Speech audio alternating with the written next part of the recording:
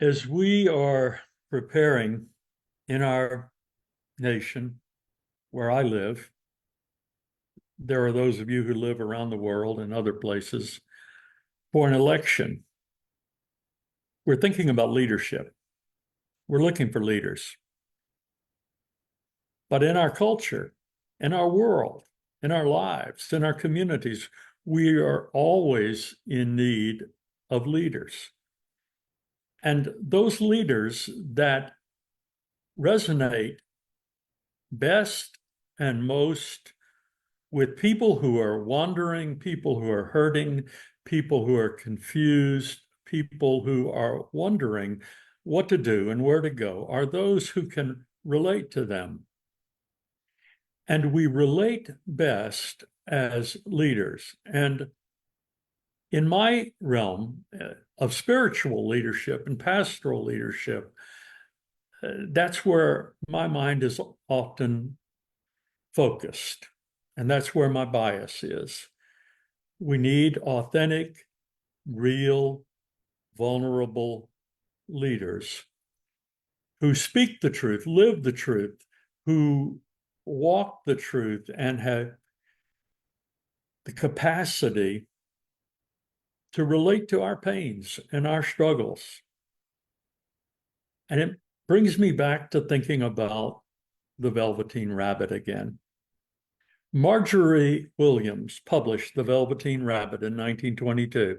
When Marjorie was 7, she lost her father in a sudden death. Throughout her life, there was a thread of pain and suffering and sadness in all of her writing. She affirmed that through pain and adversity, hearts become more human. Though English by birth, Marjorie moved to America with her family and became inspired by the innocence of children against the backdrop of World War I, which was called the war to end all wars.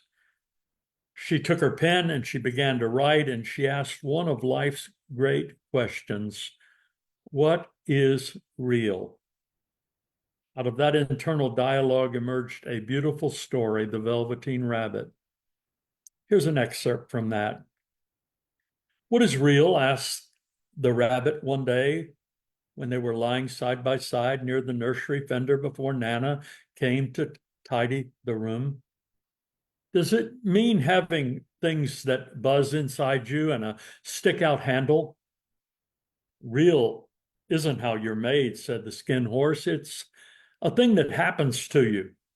When a child loves you for a long, long time, not just to play with, but really loves you, then you become real. Does it hurt? Asked the rabbit. Sometimes, said the skin horse, for he was always truthful. When you're real, you don't mind being hurt. Does it happen all at once, like being wound up, he asked, or bit by bit? It doesn't happen all at once, said the skin horse. You become. It takes a long time. That's why it doesn't happen often to people who break easily or have sharp edges or have to be carefully kept. Generally, by the time you are real, most of your hair has been loved off and your eyes drop out, loosen the joints, and very shabby.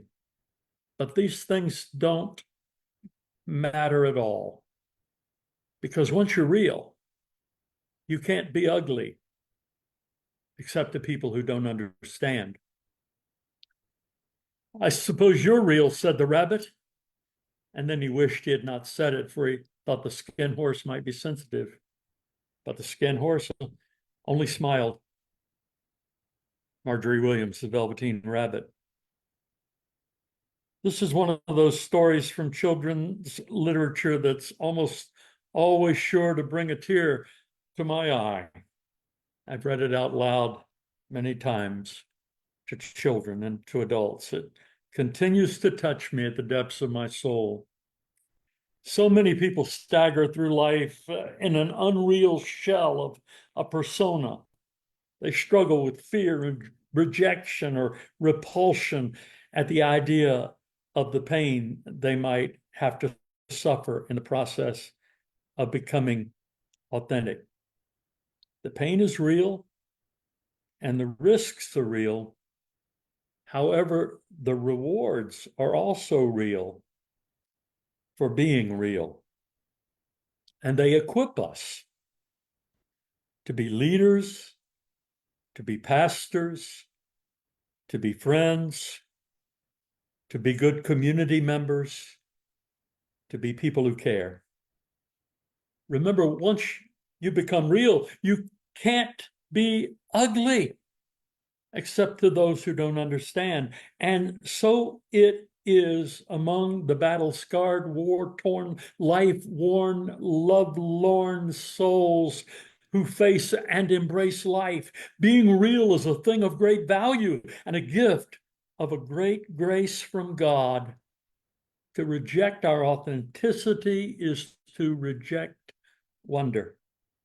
To reject wonder is to reject life. To reject life is to reject God.